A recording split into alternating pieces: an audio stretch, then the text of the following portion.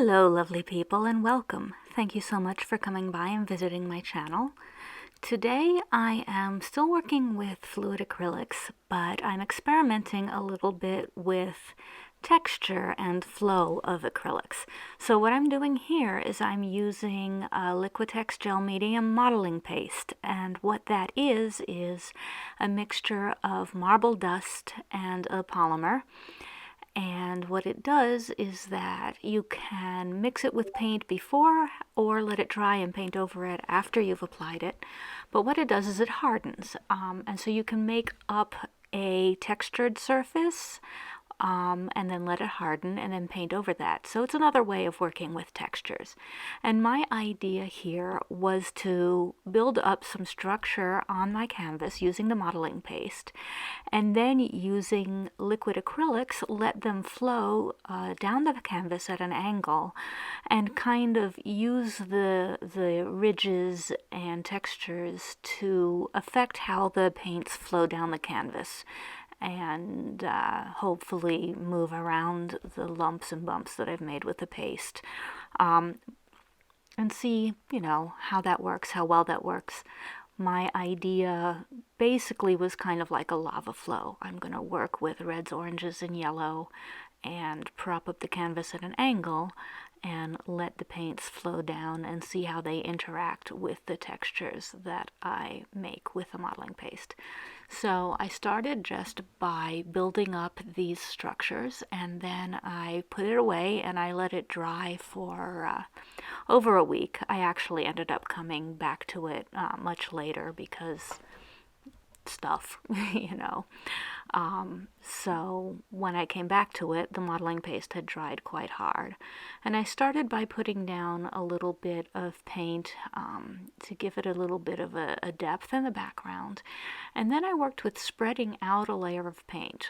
One of the things that I have learned from doing fluid acrylics and flows and pours and things like that is that the paint will not flow all that well just on the flat, dry canvas. It kind of needs a layer of liquid paint underneath it to help it move.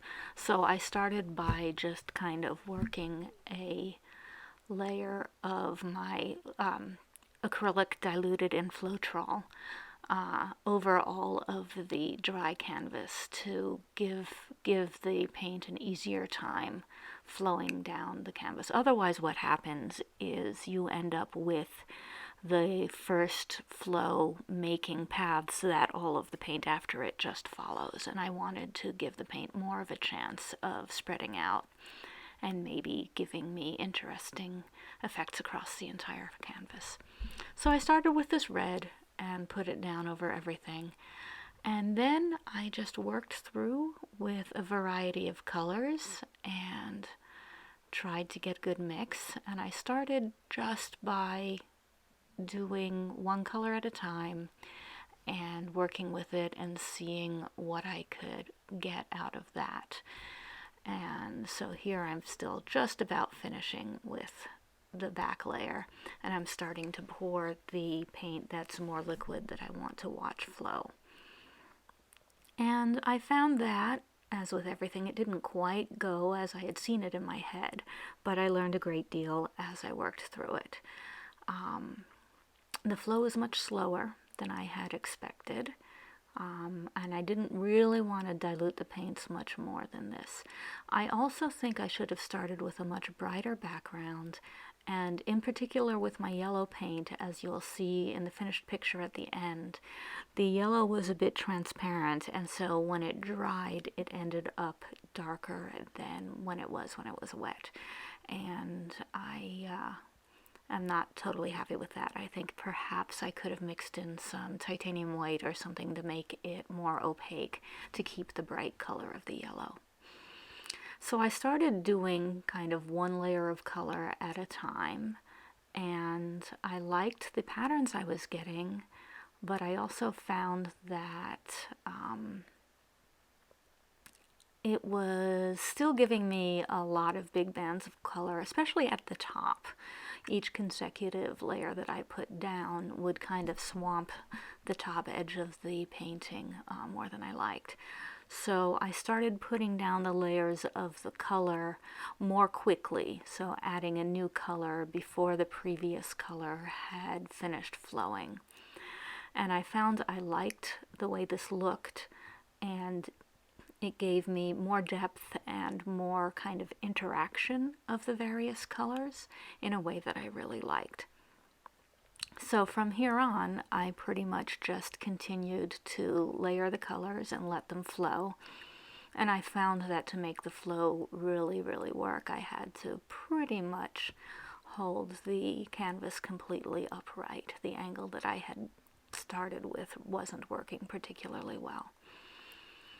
And so as you can see, as I'm doing the consecutive layers and letting them continue with the previous layers flow, I'm getting a nice interaction and depth, and breaking up the colors with other colors and not getting any really big places where just one color takes over. So I'm liking what it looks like here. I tilted it back the other way a little bit because I didn't like the way the red was taking over. And I really like what it looks like right here. It's nice, it's bright, it's colorful. The colors are interacting well. You can kind of see them moving around the black parts.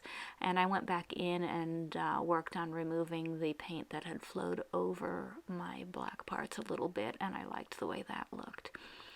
And then at the end you'll see the final dry piece, which is the yellow has darkened a little more than I like. But you know, this is a learning experience. They all are learning experiences. And here's the final.